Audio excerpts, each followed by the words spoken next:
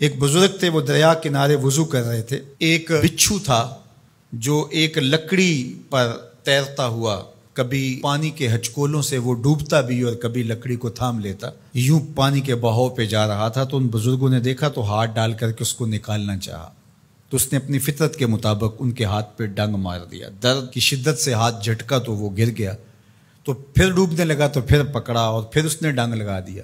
7 مرتبہ اس نے ڈنگ مارا، اور آپ اس کو نکال کے 8ویں مرتبہ باہر نکالنے کی کوشش کر رہے ہیں۔ تو مرید نے کہا جو پاس بیٹھا تھا، حضرت یہ بار بار آپ کو ڈنگ مارتا ہے اور آپ اس کو نکالنے کے لیے کوشاں ہیں۔ فرمایا وہ اپنی بری فطرت سے باز نہیں آتا، میں اپنی اچھی عادت سے باز کیسے آ جاؤں؟ تو لوگوں کے ساتھ رویہ اچھا رکھے، وہ جو بھی رویہ رکھے۔ ہم کہتے ہیں کوئی اینٹ اٹھائے گا تو ہم آگے سے پتھر اٹھائیں گے، تو یہ کیا کمال ہوا؟ لوگ کہتے ہیں تم 1 قدم پیچھے ہٹو گے، میں 10 قدم پیچھے ہٹوں گا، تو یہ کیا کمال ہوا؟ تم کہو میاں تم جتنے مرضی قدم پیچھے ہٹو، میں بھاگ کے تمہارا دامن پکڑ لوں گا، تمہیں جانے نہیں دوں گا، ایک دن تجھ کو بھی جیت لوں گا محبت کے زور پہ۔ ہم کہتے ہیں کہ فلاں میرے ساتھ اچھا سلوک کرتا ہے تو میں بھی اچھا کرتا ہوں، فلاں کا سلوک میرے ساتھ اچھا نہیں ہے تو ٹھیک ہے، جس طرح وہ چلتا ہے میں بھی اسی طرح چل رہا ہوں۔ یہ تو پھر برابری ہوئی۔ اگر کوئی برائی کے ساتھ معاملت کرتا ہے تو آپ بھی اس کے ساتھ ایسے ہی کرتے ہیں، تو برائی میں برابر ہے۔ اور اگر آپ کے ساتھ کوئی اچھا سلوک کرتا ہے تو آپ بھی اس کے مقابلے میں اچھا کرتے ہیں، تو پھر بھی آپ برابر ہیں، لیکن اچھائی میں برابر ہے۔ تیسری صورت یہ ہے کہ کوئی آپ سے اچھا سلوک کرتا ہے اور آپ اس سے برا سلوک کرتے ہیں، یہ بدترین صورتحال ہے۔ اور سب سے بہتر صورت کیا ہے کہ کسی کا رویہ تلخ بھی ہو، کسی کا انداز نامناسب بھی ہو، کوئی آپ کے ساتھ برا سلوک بھی کرتا ہو لیکن آپ اس کے ساتھ اچھا سلوک کرتے ہیں۔ خون کا رشتہ ہے، دودھ کا رشتہ ہے، وطن کا رشتہ ہے، ہمسائیگی کا رشتہ ہے، آپ کے ساتھ اس کی تعلق داری ہے، آپ کے آباء و اجداد کی آپس کے اندر سانجھ تھی اور آپ اس کو نبھا رہے ہیں، تو یہ ہے بہترین رویہ کہ کسی کا کوئی بھی رویہ ہو آپ اس کے ساتھ اچھا رویہ اختیار کرتے ہیں۔ حضرت عقبہ بن عامر رضی اللہ تعالی عنہ کو حضور نے ارشاد فرمایا تھا، سل من قطعک واعط من حرمک واعف عن من ظلمک۔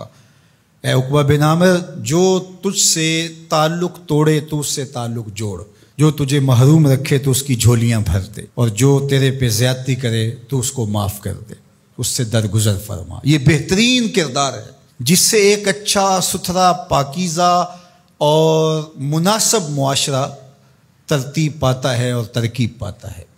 تو میرے اور آپ کے آقا و مولا نے ہمیں یہ تلقین کی، بلکہ فرمایا جو یہ چاہتا ہے کہ اس کی عمر میں برکت ہو اور رزق میں اضافہ ہو، وہ رشتہ داروں کے ساتھ سلوک اچھا کرے۔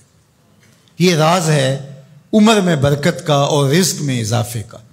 رشتہ داروں کے ساتھ اگر سلوک اچھا کرو گے تو تمہاری عمر میں بھی برکت ہوگی، تمہارے رزق میں بھی برکت ہوگی۔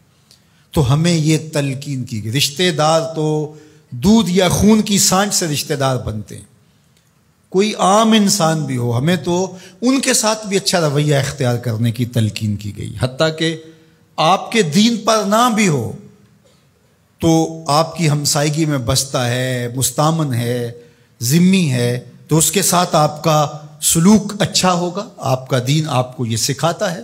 شیخ سعدی بولے، شنیدم کے مردان راہ خدا، دلے دشمنا ہم نہ کردن تنگ، تو را کے میسر شود ای مقام، کہ با دوستانت خلاف است و جنگ۔ میں نے سنا ہے کہ جو اللہ کے بندے ہیں وہ تو دشمنوں کا دل بھی نہیں دکھاتے۔ تجھے تصوف کے مراتب رفیع کیسے نصیب ہو سکتے ہیں؟ تو اپنوں سے جنگ چھیڑ کے بیٹھا ہے، تو اپنوں کے گریبان پھاڑ رہا ہے، اپنوں کی پگڑیاں نوچ رہا ہے، اور تو اپنی رشتہ داریوں کو توڑ رہا ہے، تو اپنے ہم منصبوں کے ساتھ الجھاؤ میں مبتلا ہے، اپنے ہم مسلکوں ہم مشربوں کے ساتھ تیرا الجھاؤ چل رہا ہے، تیری لڑائی چل رہی ہے۔ تجھے کیسے مرتبہ اور باطن کا نور اور اندر کا اجالا نصیب ہوگا؟ جو اللہ کے بندے ہیں وہ تو دشمنوں کا بھی دل نہیں دکھاتے۔ انسان تو انسان رہے، وہ تو جانوروں کے ساتھ بھی رویہ اچھا رکھتے ہیں کہ یہ اللہ کی مخلوق ہے۔ مخلوق ہونے کے ناطے سے الخلق و عیال اللہ، تمام مخلوق اللہ کا کنبہ ہے، اور اس کے ساتھ اس نے سلوک، ان کا کچھ بھی رویہ ہو۔ حضور کے غلام اور اسلامی معاشرہ، اس میں یہ کس طرح چیزیں پنپ سکتی ہیں کہ ہم نفرتوں کو فروغ دیں اور کہیں کہ نہیں ہم ایسے کر دیں گے، اس نے میری طرف یوں دیکھا ہی کیوں ہے، لہٰذا میں تو اب اس سے ساری زندگی ہم کلام ہی نہیں ہوں گا۔